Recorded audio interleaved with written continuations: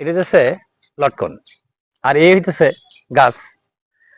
লটকন গাছ থেকে থাকে তাহলে কি পরিচর্যা করবেন, আর যদি আপনার লটকন গাছ না থেকে থাকে তাহলে কি জাতের, কোন জায়গায় কিভাবে রোপণ করবেন, সেই বিষয়গুলি নিয়ে আজকে কথা বলবো। অতএব ধৈর্য সহকারে আপনারা ভিডিওটা দেখতে থাকেন এবং এই চ্যানেলটাকে সাবস্ক্রাইব করে বেল বাটনে ক্লিক দিয়ে আমার সাথে থাকুন। আজকে জানতে পারবেন লটকন গাছ কোন জায়গায় কিরকম ইয়েতে জায়গায় রোপণ করতে হয় এবং কোন জাতের লটকন গাছ সবচেয়ে ভালো। দেন লটকন আমাদের দেশে একসময় খুব পরিচিত ছিল, মাঝখানে আবার কিছু অপরিচিত অবস্থায় ছিল। এখন আবার এত জনপ্রিয় হয়েছে যে লটকন বাজারে গেলেই আপনি দেখতে পারবেন যে বাজারে লটকন বিক্রি হইতেছে। এটা বাণিজ্যিকভাবে বিভিন্ন জায়গায় চাষ হইতেছে এবং লটকন কিন্তু পুষ্টিগুণ সম্পন্ন একটা ফল।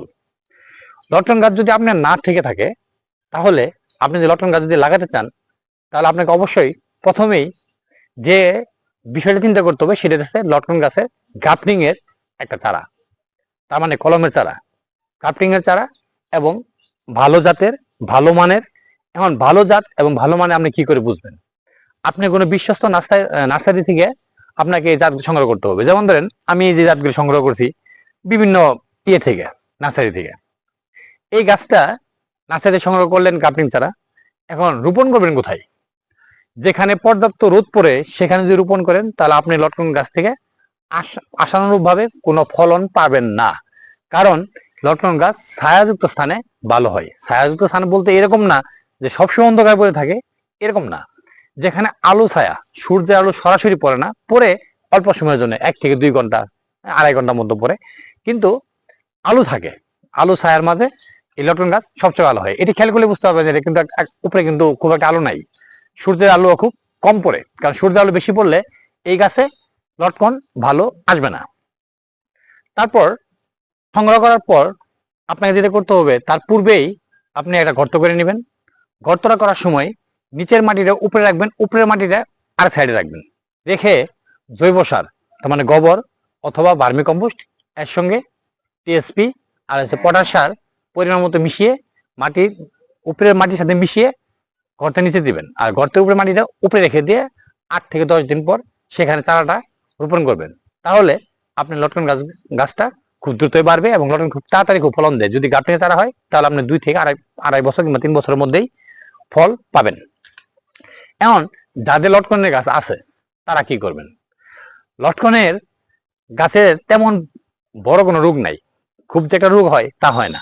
তবে লটকন গাছের গোড়ায় পানি জমলে অনেক সময় লটকন গাছ মারা যায়।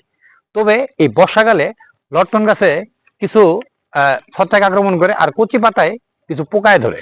যদি আপনি ছত্রাক আক্রমণ করে তাহলে আপনাকে অবশ্যই কন্টাক্ট বেস অথবা সিস্টেমেটিক যে আছে, ফাঙ্গিসাইড আছে, তার মানে ছত্রাকনাশক আছে, সেটা দিতে পারেন। এটা 20 দিন পর পর যদি দিয়ে যান তাহলে লটকন গাছে এই সমস্যাগুলো হবো না। লটকন গাছ এমন একটা গাছ যে গাছের কোনো যত্নই লাগে না, ছাগলও খায় না, গরুও খায় না, মাঝে মাঝে পোকা আক্রমণ করে। এর জন্য এই গাছটা আপনি খুব সহজেই বাণিজ্যিকভাবে করতে পারেন।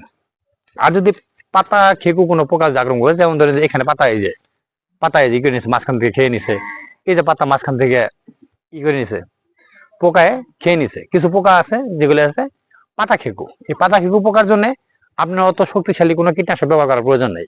আপনি নিম তেল ব্যবহার করলেই যথেষ্ট। নিম তেল যদি ব্যবহার করেন তাহলে আপনি এই পোকাগুলা দমন করতে পারবেন।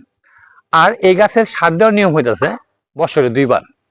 বর্ষা শুরু হওয়ার পূর্বে আপনি টিএসপি, পটাশ, ইউরিয়া, জৈব সার, বোরন, জিঙ্ক এগুলো সমস্ত কিছু মিলিয়ে বর্ষার আগে একবার দিবেন, আর বর্ষা চলে যাওয়ার পর আরেকবার দিবেন। এছাড়া আর কোনো পরিচর্যা নাই, কোনো কিচ্ছু করার নাই।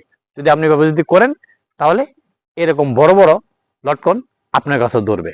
আপনি যদি বাণিজ্যভাবে করতে চান, আপনার যদি কোনো জায়গা থাকে ছায়াযুক্ত জায়গা, অল্প রোদ পড়ে, বেশি রোদ পড়তেছে না, ওইরকম জায়গাতে আপনি 8-10টা গাছ যদি লাগাই রাখেন তাহলে আপনি লটকন বিক্রি করতে পারবেন। কারণ লটকনের ফলন আমাদের দেশে প্রচুর পরিমাণে হয়, বিশেষ করে নরসিংদীতে বেশি হয়, আমাদের এখানেও হয়। আমাদের যে কটা গাছ আছে প্রত্যেকটা গাছে পর্যাপ্ত পরিমাণে লটকন ধরে।